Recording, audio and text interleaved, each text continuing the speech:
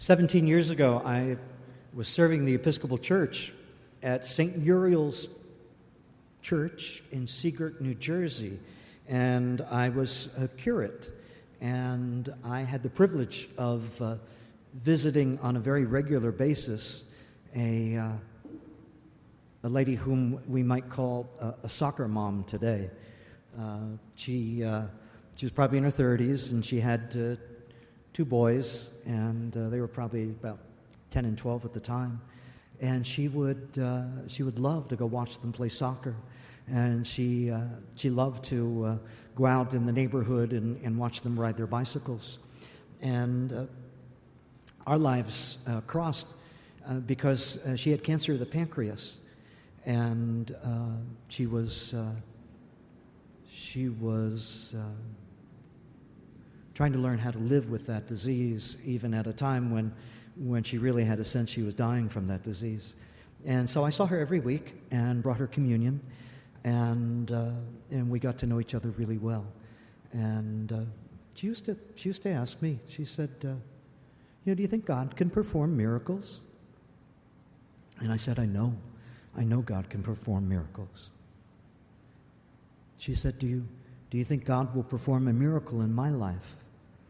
I said, I don't know. I don't know what's going to happen. But whatever happens, we're going to walk through this together, and I know your family's going to walk through this with you too. And I know you're going to have some extraordinary experiences on this journey, and I hope you'll share some of these with each of us. One of her amazing experience was that she had energy and strength on a day that she didn't expect it, and she was able to head off and see her boys play soccer one more time. And she got to go out on that adventure, and she had enough energy that she could take part afterwards and head off to the local ice cream joint with them and enjoy all of that and celebrate all of that. And on a day when we come together for a public service of healing and healing prayer, we look at the faith and the tradition of the church, and the words of the church are so relevant. We'll hear them in the prayers today. We hear them every single Wednesday when we come to the healing service, that nothing can separate us from the love of God. Nothing in the whole world. And that God's self is always true to God's identity. God is true to being present, to being loving, to being compassionate, to being empathetic from even his own being. That Jesus himself suffered to the point that we know he understands our suffering. That we know he understands what it feels like at times to be abandoned and on our own. That he knows what it means to be someone who needs the love of others. When Jesus was baptized, the heavens opened, the Spirit descended upon God like a dove, and the people that were gathered there heard this. They heard God say to them, "Listen to him."